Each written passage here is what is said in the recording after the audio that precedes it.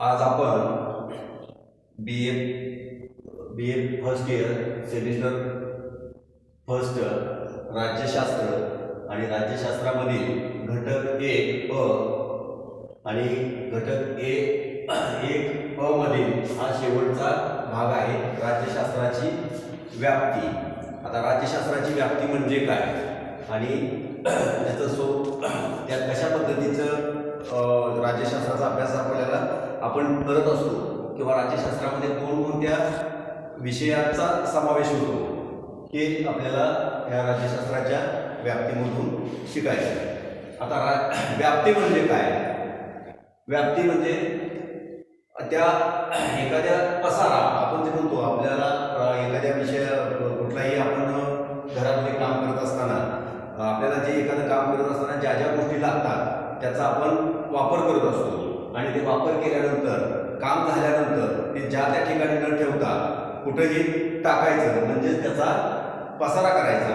तसं राज्यशास्त्राची व्याप्ती म्हणजे राज्यशास्त्राचा अभ्यास करत असताना कोणकोणत्या गोष्टींचा अभ्यास करायचा आहे, परामर्श घ्यायचा आहे किंवा त्याची माहिती कोणकोणती राज्यशास्त्रामध्ये शिकायची त्यालाच आपण राज्यशास्त्राची व्याप्ती म्हणतो। म्हणजेच या व्याप्ती या शब्दाचा अर्थ असा आहे की राज्यशास्त्रामध्ये कोणकोणत्या विषयांचा कोणकोणत्या घटकांचा अभ्यास करायचा आहे त्यालाच राज्यशास्त्राची व्याप्ती असं आपण म्हणतो।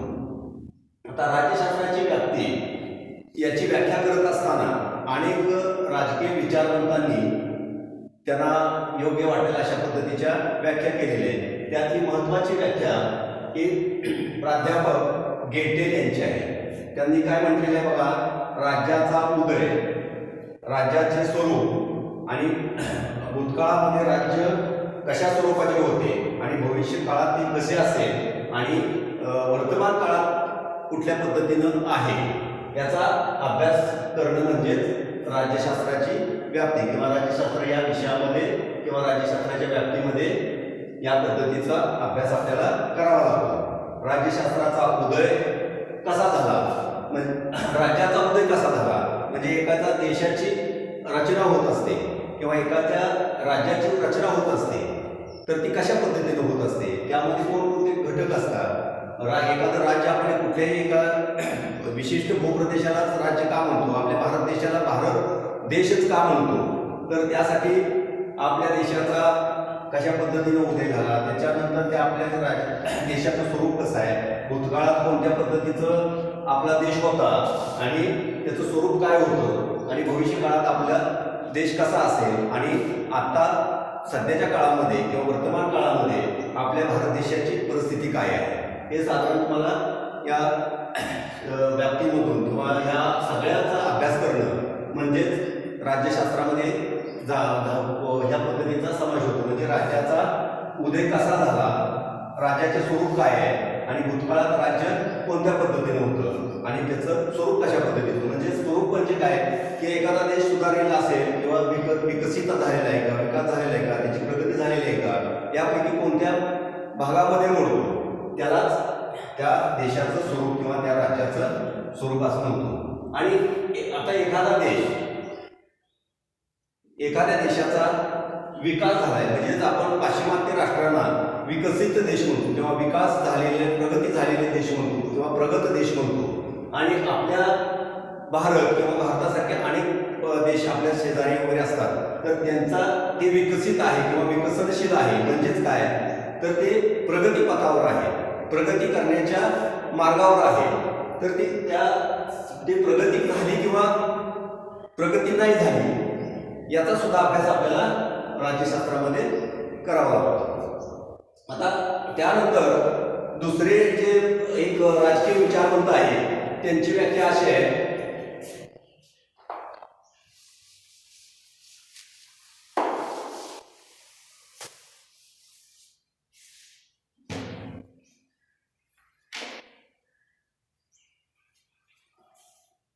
प्राध्यापक गार्नर हे राज्यशास्त्राचे तज्ञ आहे किंवा त्यांनी राज्यशास्त्राचा चांगल्या पद्धतीनं अभ्यास केलेला आहे। तर त्यांची व्याख्या अशी आहे, राज्यशास्त्रात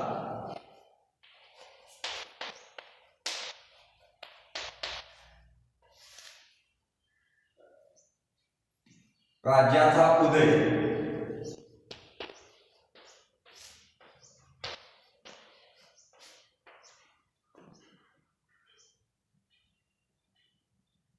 स्वरूप,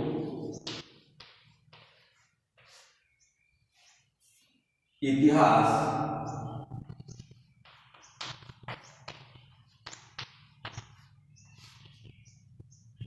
आणि विकास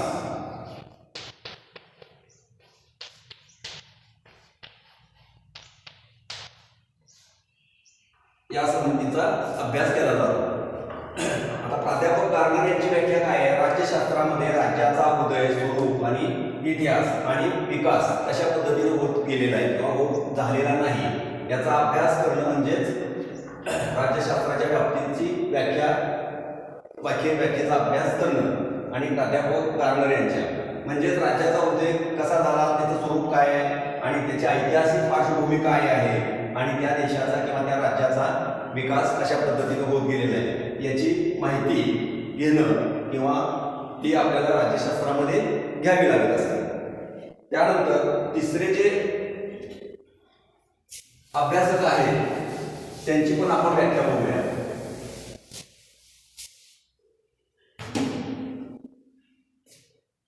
डॉक्टर लिकॉक,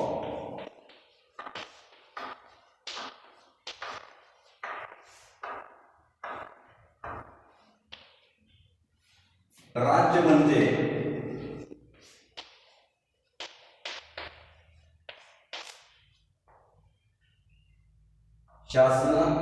शासन संस्थेद्वारे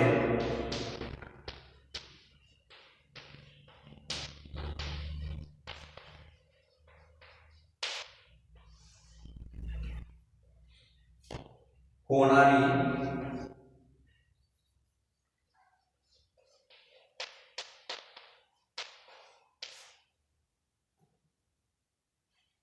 राज्याची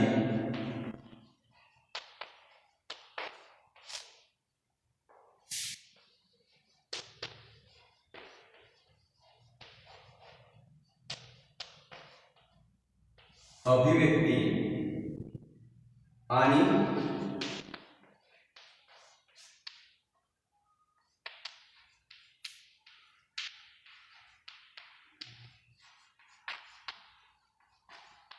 त्या संबंधीची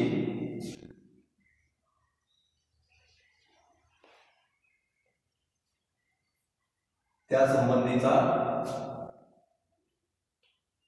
अभ्यास करणारे शास्त्र म्हणजे राज्यशास्त्र.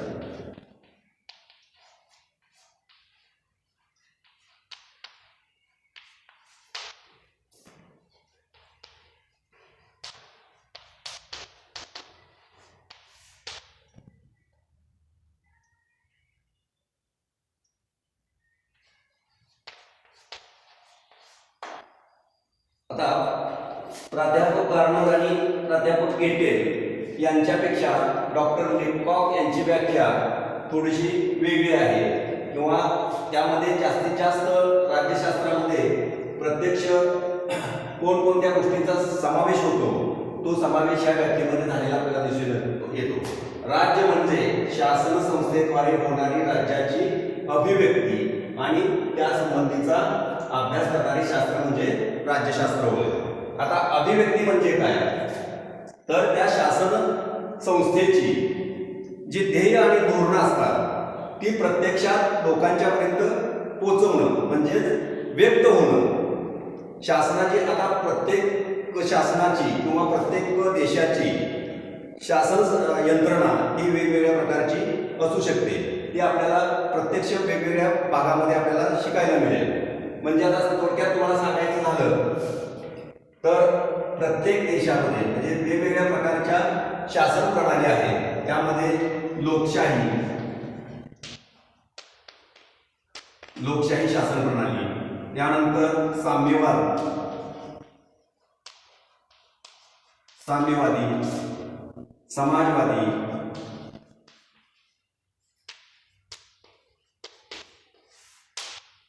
म्हणजे या विचारसरणी आहे, लोकशाही, साम्यवादी, समाजवादी, त्यानंतर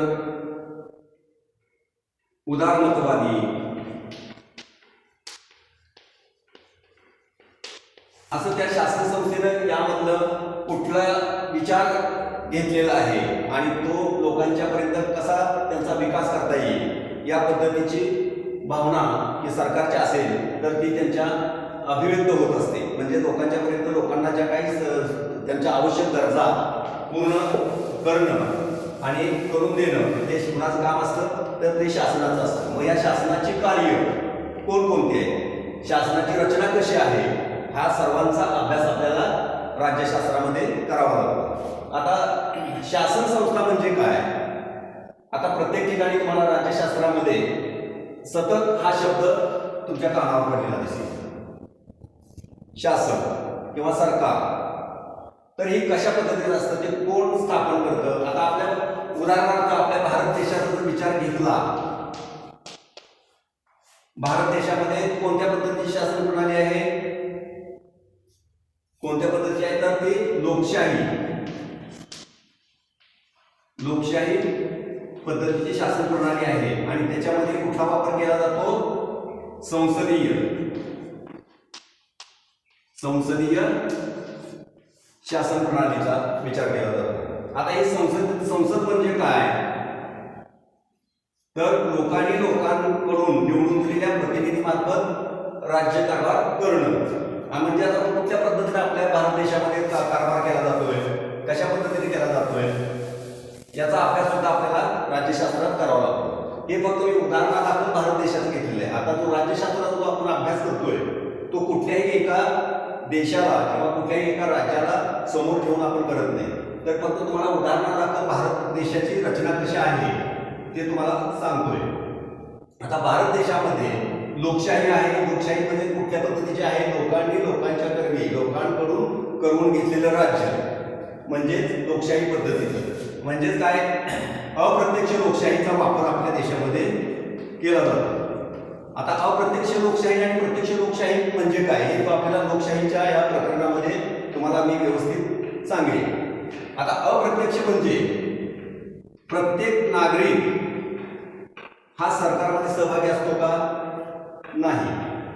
त्याचं कारण ज्या देशाची लोकसंख्या प्रचंड असते आणि प्रत्येक नागरिकाला त्या कारभारामध्ये, दैनंदिन कारभारामध्ये भाग घेता येत नाही, मग आपली जी समस्या आहे, आपले जे काही अडचणी आहेत त्या शासनापर्यंत कोण पोहोचवतं तर अप्रत्यक्ष. म्हणजे आपण आपल्यातीलच एका व्यक्तीला काय करतो? आपण आपला प्रतिनिधी म्हणून पाठवतो.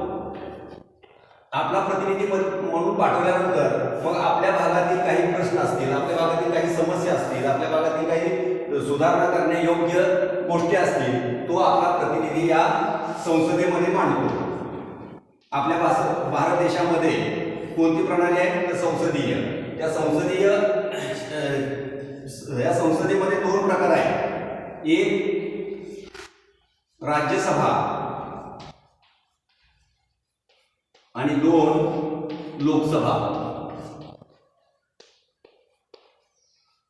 आता राज्यसभा आणि लोकसभा हे म्हणणार, तुम्ही म्हणणार काय आहे? या दोन्ही सभागृहाच्या सदस्याला खासदारच म्हणतात. परंतु लोकसभेमध्ये लोकांनी निवडून दिलेले प्रतिनिधी असतात आणि राज्यसभेमध्ये मात्र प्रत्यक्ष लोकांनी या सदस्यांना निवडून दिलेलं नसतं. आता हा जो भाग आहे राज्यसभा लोकसभा या त्यांचे ज्या सेपरेट प्रकरण आहे त्याच्यामध्ये तुम्हाला डिटेल शिकायला मिळेल. म्हणजेच फक्त तुम्हाला उदाहरणार्थ राज्यशास्त्राच्या व्याप्तीमध्ये एखाद्या देशाची थोडक्यात तुम्हाला काय सांगायचं होतं यातून तर एखाद्या देशामध्ये किंवा एखाद्या राज्यामध्ये कोणत्या पद्धतीची शासन प्रणाली आहे आणि त्या शासन प्रणाली कोणत्या पद्धतीची आहे, त्याचं कार्य काय आहे, म्हणजे लोकसभेचं कार्य काय, राज्यसभेचं कार्य काय, कार्यकारी मंडळाचं कार्य काय आणि न्याय मंडळाचं कार्य काय, आणि त्यानंतर आपल्या लोकशाहीमध्ये चौथा खांब म्हणजे मीडिया, त्याचं कार्य काय, या सगळ्याचा अभ्यास आपल्याला लोकशाहीमध्ये या विभागामध्ये आपल्याला पूर्ण तुम्हाला शिकायला मिळेल. म्हणजे या सगळ्या गोष्टींचा अभ्यास आपल्याला राज्यशास्त्रामध्ये करावा लागतो थोडक्यात. त्यानंतर या आता वेगवेगळ्या राज्यशास्त्राच्या अभ्यासकांनी वेगवेगळ्या व्याख्या जरी केलेल्या असल्या, त्याच्यामध्ये थोडाफार बदल जरी असला तरी आपल्याला सर्व लोकांना सर्व जगामध्ये मान्य होईल अशी एक आंतरराष्ट्रीय संघटना आहे युनेस्को. हे तुम्हाला माहिती असेल. युनेस्कोनं 1948 मध्ये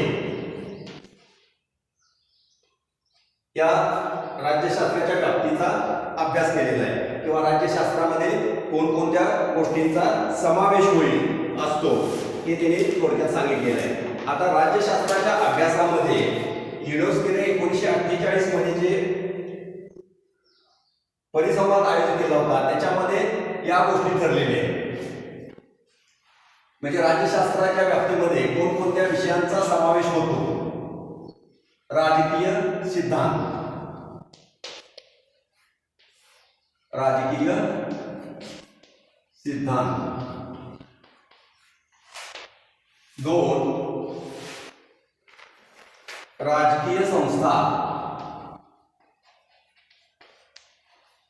राजकीय संस्था संघटना.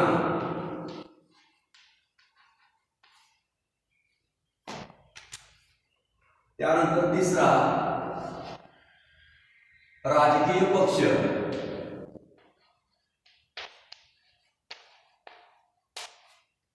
आणि 4 आंतरराष्ट्रीय संबंध.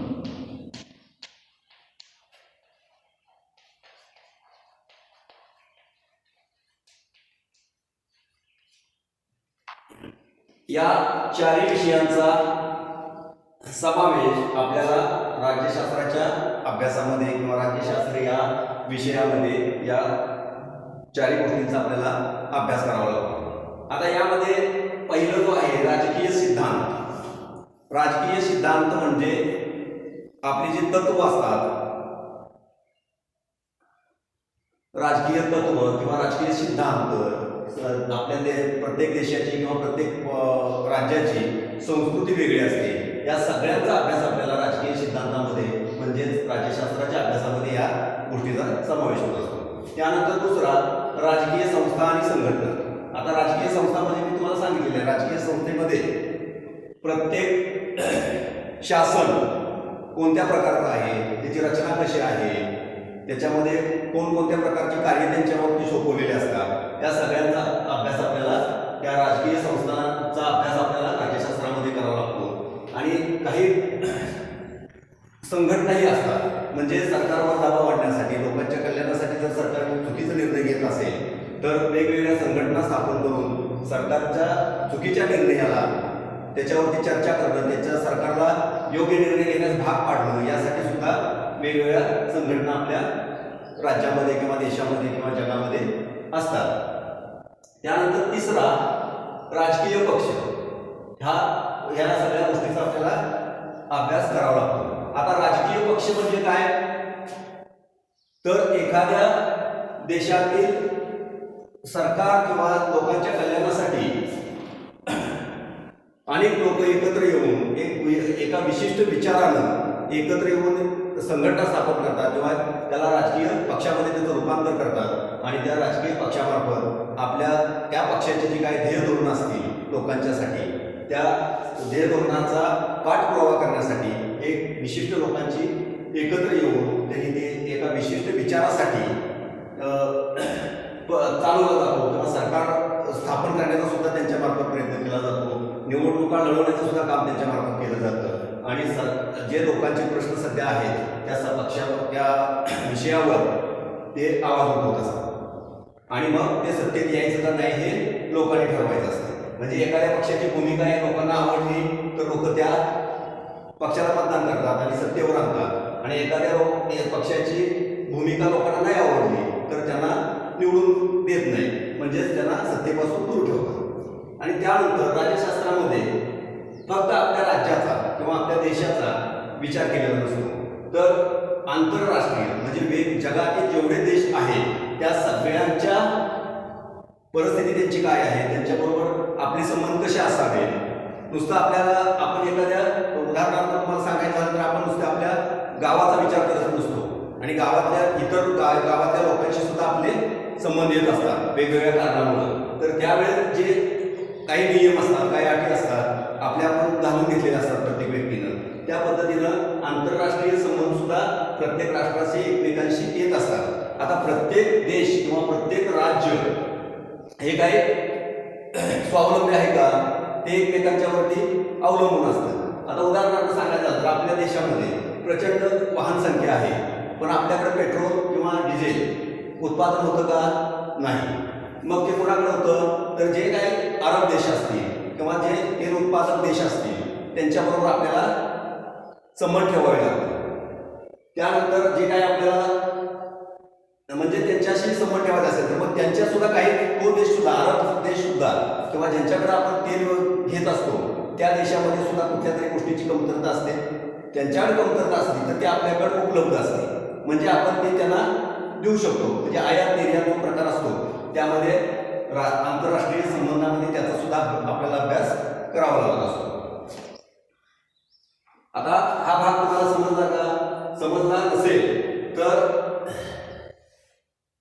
तुम्ही प्रश्न विचारायचे किंवा तुम्ही जे काय आता ऑनलाईन लेक्चर हे असल्यामुळं तुम्हाला जर हे समजला नसेल भाग किंवा यातली काही गोष्टी तुम्हाला कळल्या नसतील तर ते तुम्ही आम्हाला कॉमेंट करून किंवा ते विचारलं तरी सुद्धा चालेल.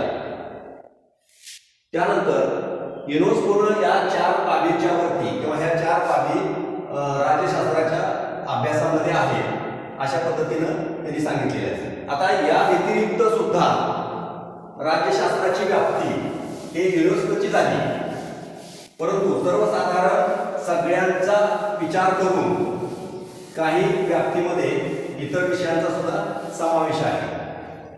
तर त्यातला पहिला जो आहे नागरिक आणि राज्य यांच्या संबंधाचा.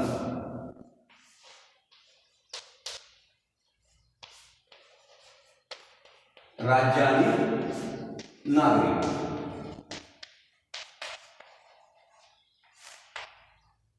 आता राज्याचं कर्तव्य जसं नागरिकांचा विकास, नागरिकांच्या गरजा पूर्ण करणं, नागरिकांना स्वावलंबी बनवणं, नागरिकांना सर्व अन्न वस्त्र निवारा सुरक्षितता संवर्धन हे जसं राज्यानं नागरिकांना पुरवण्याचं काम करतं तसं नागरिकांची काही कर्तव्य आपल्या राज्याशी निगडीत असावी लागत असतात. आता ते कोणकोणते असतात ते सुद्धा ह्या राज्यशास्त्राच्या बाबतीमध्ये यांचा अभ्यास करावा लागत असतो. आता राज्य म्हणजे शासन किंवा सरकार आपल्यासाठी काय काय करतं, आपल्याला लागणाऱ्या आवश्यक गरजा अन्न वस्त्र निवारा आरोग्याच्या सुविधा आणि महत्वाची म्हणजे आपली सुरक्षितता हे कोण करतं, आपलं शासन किंवा आपलं राज्य आपली करत असतं. तर हे करत असताना मग सगळं आपण नुसतं सरकारकडनं किंवा आपल्या देशाकडनं आपण अपेक्षा करतो, मग देशासाठी आपल्याला काहीतरी करावं लागत असतं, म्हणजेच नागरिकांची कर्तव्य याचा सुद्धा अभ्यासाचा समावेश या व्याप्तीमध्ये असतो.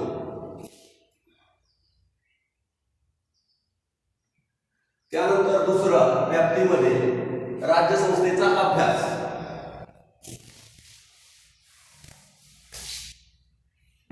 राज्य संस्थेचा अभ्यास.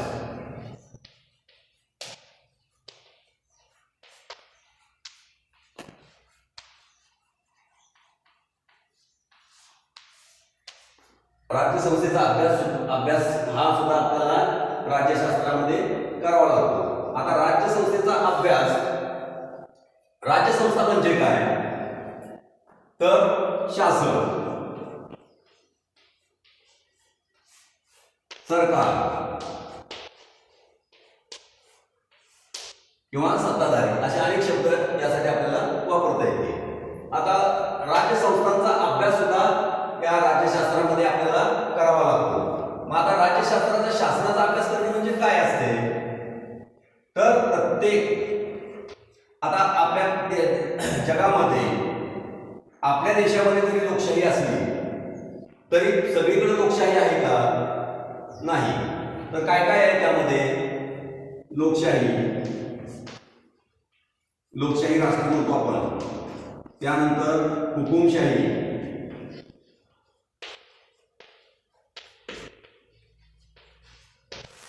राजेशाही,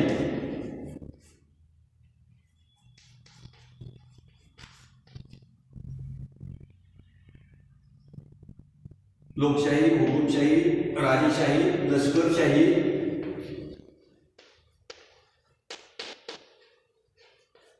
आणि इतर अनेक प्रकारच्या वेगवेगळ्या प्रकारचे सरकारची पद्धती आपल्या जगामध्ये आहे.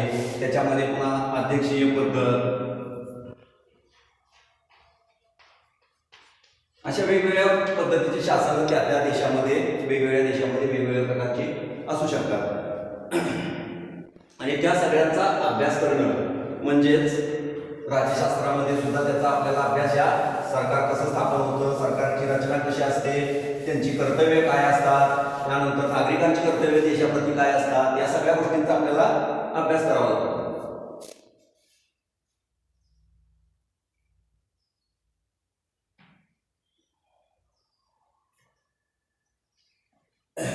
त्यानंतर तिसरा,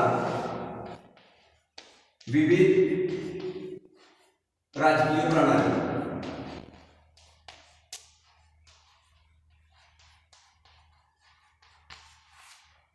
या राज्यशास्त्राच्या अभ्यासामध्ये आपल्याला विविध प्रकारच्या राजकीय प्रणालींचा सुद्धा अभ्यास आपल्याला करावा लागतो. म्हणजे त्या या सगळ्या गोष्टींचा राज्यशास्त्राच्या अभ्यासामध्ये समावेश करण्यात आलेला आहे. त्यानंतर सार्वभौमत्वाचा अभ्यास.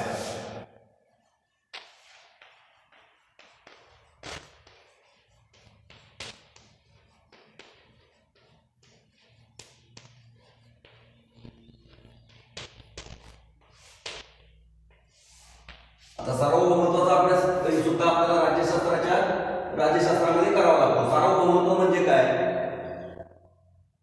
सार्वभौमत्व म्हणजे संपूर्ण शासन यंत्रणा एकाच्या त्याच्यावरती पूर्ण त्या सत्तेवरती किंवा शासनावरती पूर्ण त्यांचं वर्चस्व असतं. त्याचा सुद्धा अभ्यास आपल्याला, मग कोणत्या प्रकारचा असेल, मी मला सांगितल्याप्रमाणे लोकशाही, हुकुमशाही, लष्करशाही अशा वेगवेगळ्या प्रकारची जी शासन प्रणाली असतात त्याच्यावरती कशा पद्धतीचं आहे बाबा, तिथे जर विकेंद्रीकरण झालेलं आहे का सत्तेचं, काय केंद्रीकरण झालेलं आहे, तर त्या सार्वभौमत्वाच्या अभ्यासामध्ये आपल्याला ते शिकायला मिळेल. त्यानंतर महत्वाचं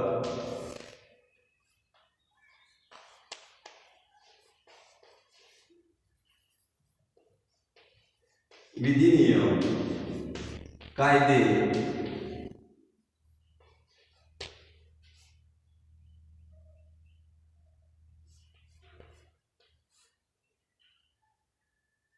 आणि घटना, या गोष्टी या सगळ्यांचा आपल्याला अभ्यास करावा लागतो. आता कुठल्याही देशाची निर्मिती झाली असेल, कुठल्याही राज्याची निर्मिती झाली तर त्याला पहिल्यांदा काय असते? संविधान असतं किंवा घटना असते किंवा वेगवेगळ्या प्रकारचे कायदे असतात, वेगवेगळ्या प्रकारचे नियम असतात. त्याचा सुद्धा अभ्यास आपल्याला याच्यामध्ये करावा लागतो. आणि त्या नियमांचा, कायद्यांचा, घटनेचा, तर घटना आपल्याला आहे, संविधान आहे, तर या संविधान आता तुम्ही म्हणाल की संविधान आहे म्हटल्यानंतर मग या शासनानं कायदे मंडळ, कार्यकारी मंडळ कशासाठी? तर कार्यकारी मंडळ आणि संविधान याच्यामध्ये आपल्याला अभ्यास करायचा आहे. आपल्याला तिसऱ्या सत्रामध्ये पूर्ण संविधानावरती एक पेपर आहे आणि त्याच्यामध्ये कुठल्या कुठल्या प्रकारचा अभ्यास करावा लागेल, कायद्यावरती संविधान कसं तयार झालं, कोणी तयार केलं, त्याचे वेगवेगळ्या प्रकारच्या कलमं कशी आली, याचा अभ्यास आपल्याला संविधानाच्या तिसऱ्या सेमिस्टरमध्ये पूर्ण संविधान या विषयावरती अभ्यास पूर्ण करायचा आहे. आता संविधान हे आपल्या देशाच्या दृष्टिकोनातून अतिशय महत्त्वाचं आहे.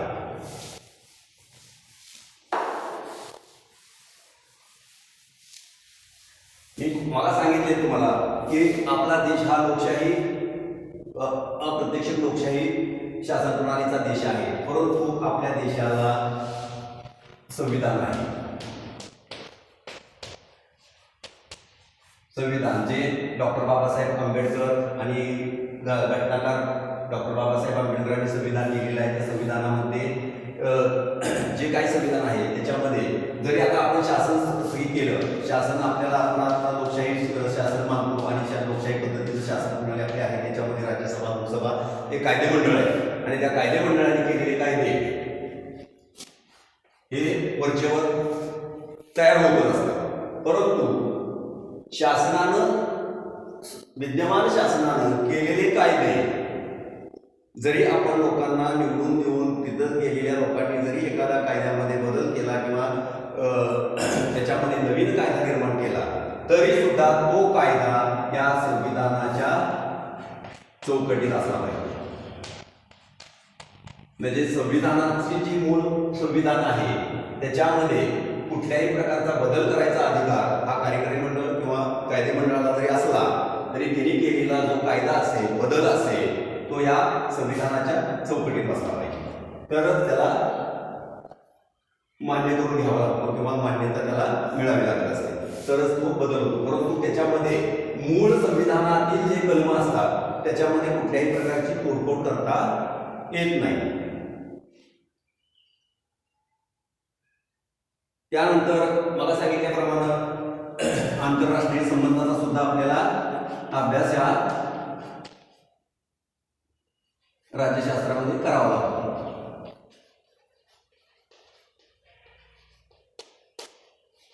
म्हणजेच आपले इतर राज्याशी, इतर राष्ट्राशी कसे संबंध आहेत आणि कुठल्या पद्धतीचे आहेत त्यासाठी सुद्धा त्या सगळ्याचा अभ्यास आपल्याला या राज्यशास्त्रामध्ये करावा लागतो. त्यानंतर राजकीय पक्ष,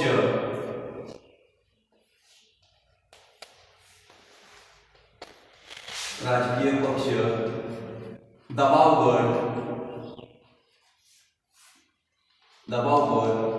संघटना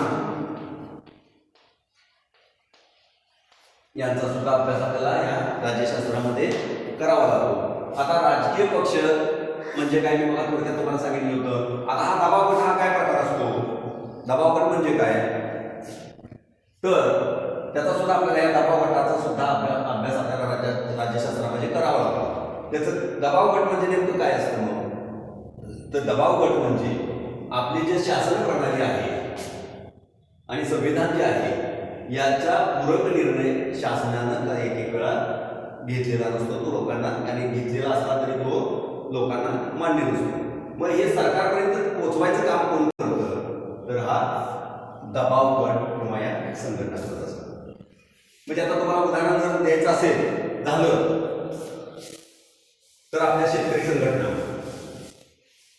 आहेत का, कामगार संघटना, त्यानंतर वेगवेगळ्या प्रकारच्या समाजातल्या जे काही प्रकार असतात लोकांचे, व्यक्तींचे, म्हणजे अंधांची संघटना, त्यानंतर अपंगांची संघटना, त्यानंतर कामगारांची संघटना, वेगवेगळ्या प्रकारची म्हणजे त्या कामगारांची संघटना, त्यामध्ये सुद्धा वेगवेगळे कामगारांचे प्रकार येतात. म्हणजेच काय, औद्योगिक वसाहतीतील कामगारांची वेगळी संघटना, साखर कारखान्यामध्ये काम करणाऱ्या कामगारांची वेगळी संघटना, ST मध्ये काम करणाऱ्या लोकांची वेगळी संघटना, शासन दरबारात काम करणाऱ्या लोकांची कामगार संघटना, अशा वेगवेगळ्या प्रकारच्या संघटना असतात. त्यानंतर ते आता ह्या व्यतिरिक्त जो गट असतो तो थोडक्यात आपल्याला काय, शेतकरी हा महत्वाचा घटक आहे आपल्या देशाच्या दृष्टिकोनातून. कारण आपल्या देशामध्ये 70% हे शेतीपूरक व्यवसाय किंवा शेतीपूरक व्यवसायामध्ये 70% लोक काम करत असतात. मग यांची संघटना कोण, यांचे प्रश्न कोण मिटवायचे,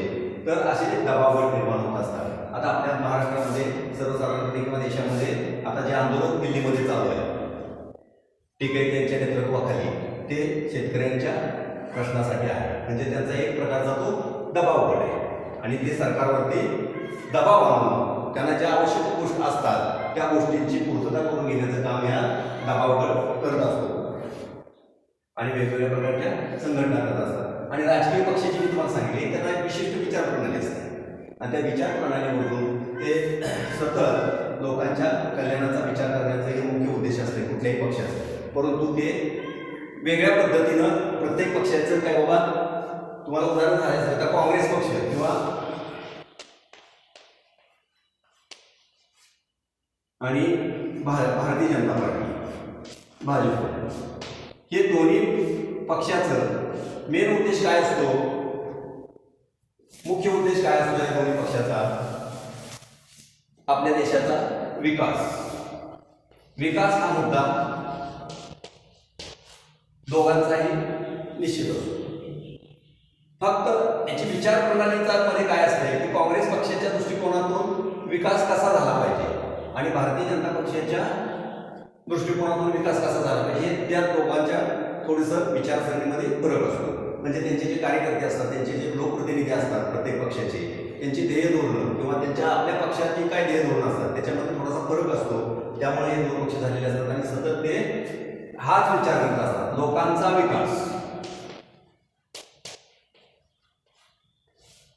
विकास करणं ह्या सर्वच राजकीय पक्षांचा मुख्य उद्देश असतो. फक्त ते करण्याचा प्रकार, करण्याच्या पद्धती वेगळ्या असतात.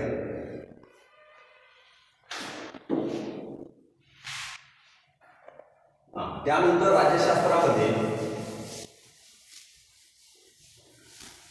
अजून कोणत्या गोष्टीचा समावेश असतो अभ्यासामध्ये, कोणत्या गोष्टीचा अभ्यास आपल्याला राज्यशास्त्रामध्ये करावा लागतो, तर आपण आता राज्य सरकार, केंद्र सरकार, आंतरराष्ट्रीय राज्यकारभार हे बघितलं. परंतु आपल्या प्रत्यक्ष ज्या गोष्टीशी संबंध येतो तो म्हणजे स्थानिक राज्यकारभार किंवा स्थानिक कारभार.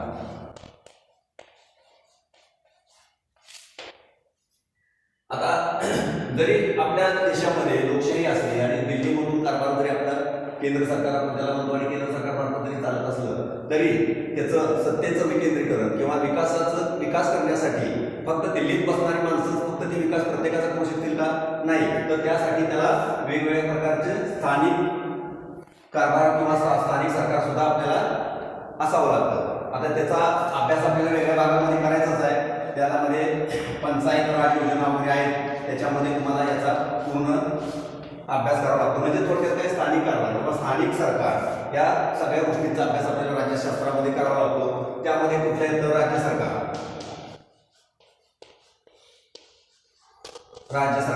जिल्हा परिषद, मी आता शॉर्टमध्ये देतो, तुम्ही लक्षात घ्या. जिल्हा परिषद, पंचायत समिती,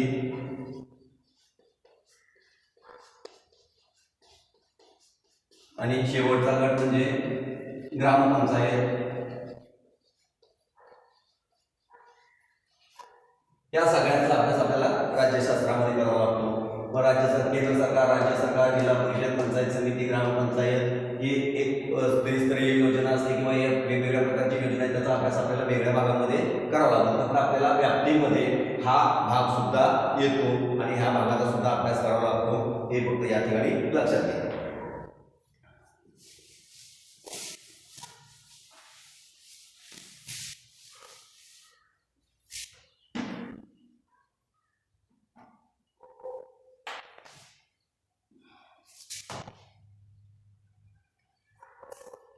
कल्याणकारी योजना.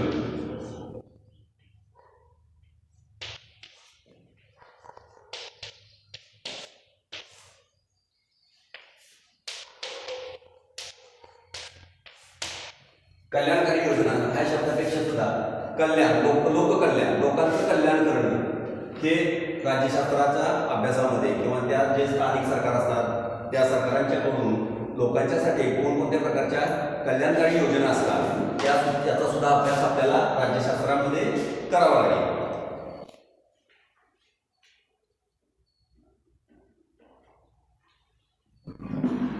त्याचबरोबर आता हे झालं सगळं त्या वेगवेगळ्या प्रकारच्या व्याप्तीमध्ये तुम्हाला मी एक 8-9 पॉईंट सांगितले. यामध्ये मग आता ह्याला बेस कुठला असतो मी सांगितलं, एखाद्या राज्याची घटना असते, संविधान असतं, तसंच त्यामध्ये वेगवेगळ्या राज्यशास्त्राच्या अभ्यासकांनी काही संकल्पना मांडलेल्या असतात. त्या संकल्पनेमध्ये काय सांगितलेलं असते की बाबा लोकांचं कल्याण, लोकांचा विकास या पद्धतीचं ते फिरत असते. लोकांच्यासाठी कुठल्या क्रिया प्रतिक्रिया किंवा क्रिया प्रक्रिया राज्यशास्त्रामार्फत चालतात आणि ते त्याचा मुख्य उद्देश काय असला पाहिजे, लोकांचं कल्याण करणं. आणि ते कल्याण कशा पद्धतीनं होते त्यासाठी जी काही संकल्पना मांडलेल्या असतात वेगवेगळ्या राजकीय विचारवंतांनी, त्याच्यामध्ये महत्वाची जी संकल्पना आहे ती अरिस्टॉटल यांनी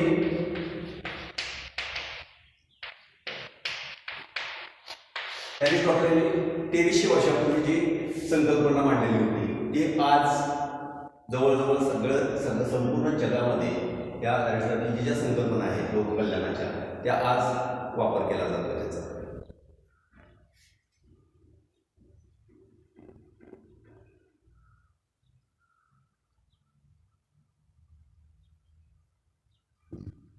आणि त्याचबरोबर ह्या सगळ्यांचा अभ्यास करत असताना, कल्याणकारी योजनांचा अभ्यास करत असताना कल्याण म्हणजे काय हा थोडासा भाग आपल्याला महत्त्वाचा असतो. म्हणजेच आता लोकांनी शासन तयार केलं किंवा प्रशासन तयार झालं. प्रशासन तयार केल्यानंतर याची प्रक्रिया कुठपर्यंत असेल, तर त्यासाठी आपल्याला शासनानं कल्याणकारी योजना आणि कल्याणकारी योजनांमधून लोकांना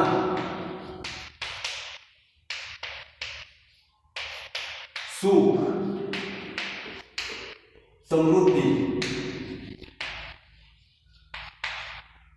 आणि संपूर्ण विकास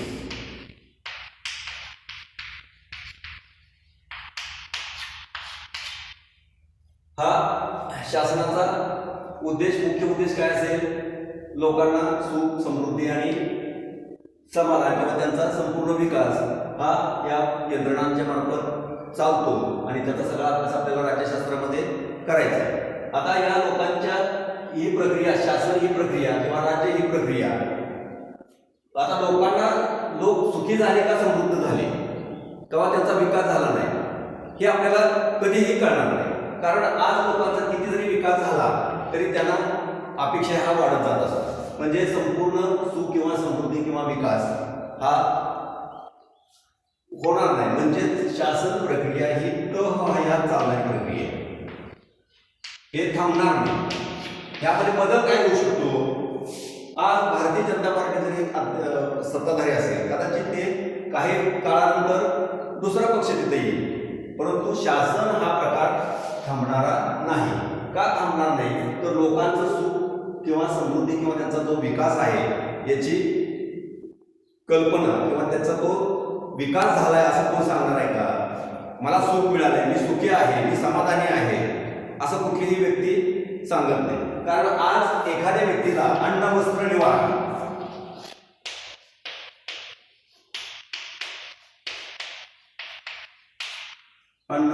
निवारा सुरक्षितता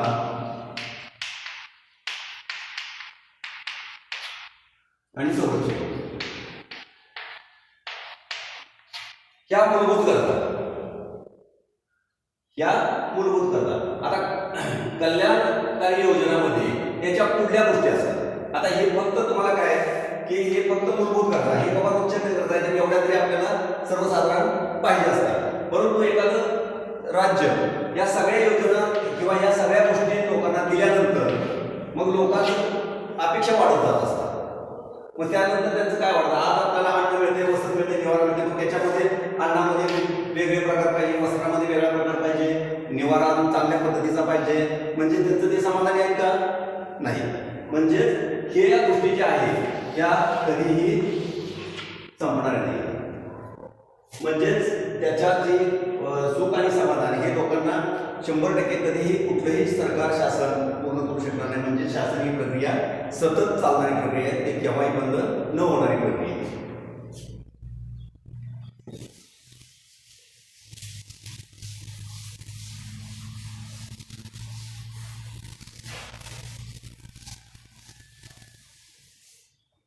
म्हणजे थोडक्यात आपल्याला आता जाता जाता मी तुम्हाला सांगणार आहे, आता हा घटक 1 हा या ठिकाणी संपणार आहे. तर आपल्याला राज्यशास्त्राच्या व्याप्तीमध्ये सर्व प्रकारचा म्हणजे कुठल्या तर ते तुम्हाला आता परत एकदा रिपीट सांगणार आहे. शासन यंत्रणेचा अभ्यास करावा लागतो, आंतरराष्ट्रीय संबंधाचा अभ्यास करावा लागतो, त्यानंतर लोकांच्या कल्याणाचा अभ्यास आपल्याला करावा लागतो, विविध राजकीय पक्ष, संघटना, दबाव गट या सगळ्या गोष्टींचा अभ्यास आपल्याला करावा लागतो. का करावा लागतो? तर राज्यशास्त्राच्या तो लोकांच्या संबंधित किंवा निगडीत प्रश्न आहे आणि त्या निगडीत असल्यामुळं या सगळ्या गोष्टींचा आपल्याला राज्यशास्त्राच्या व्याप्तीमध्ये किंवा राज्यशास्त्रामध्ये या सगळ्या गोष्टींचा अभ्यास आपल्याला करावा लागतो. या ठिकाणी आपल्याला घटक 1 हा संपलेला आहे. आता आपण उद्या त्याला लोकशाही किंवा त्याच्या वेगवेगळ्या संकल्पना, वेगवेगळ्या विचार प्रणाली यांचा आपण अभ्यास सुरू करणार आहोत.